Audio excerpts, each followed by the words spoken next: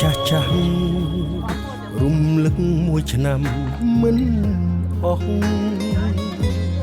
នឹកចោះក្នុងចិត្តក៏ប្រែស្រាំចង់រត់ចេញឲ្យផុតពីអតីតកាលតែខួរក្បាលនៅតែមិនចាំនៅតែកត់ចំណាំទស្សនាជាផ្សែនឹកគេណាស់ចង់អោបគេដូចមុននឹកដល់ថ្នាក់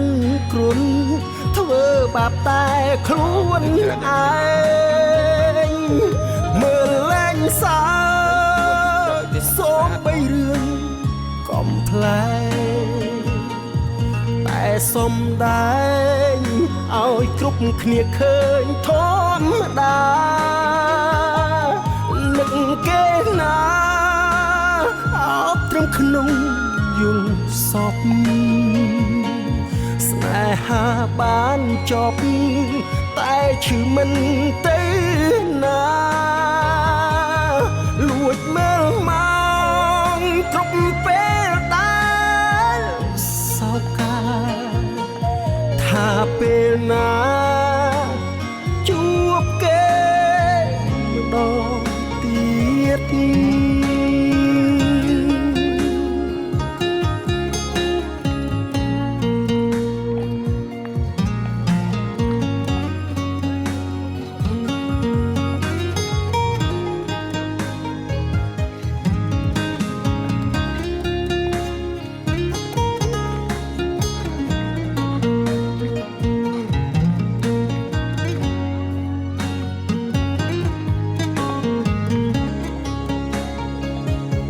រឿងរ៉ាវចាស់ចាស់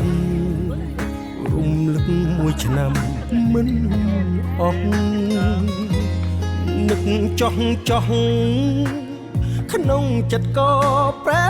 ស្រាំចង់រត់ចេញឲ្យផុតពីអតីតកាលតែខួរក្បាលនៅតែមិនចាំ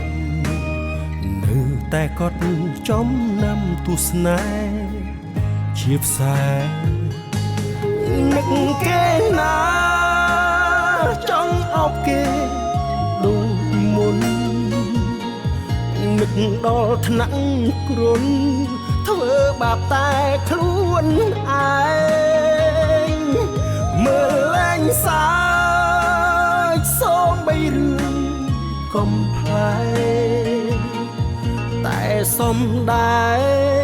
ឲ្យគ្រប់គ្នាឃើញធម្មតាថានឹកគេណាអោបត្រឹមក្នុងយល់សពស្នេហាបានចប់តែឈឺមិន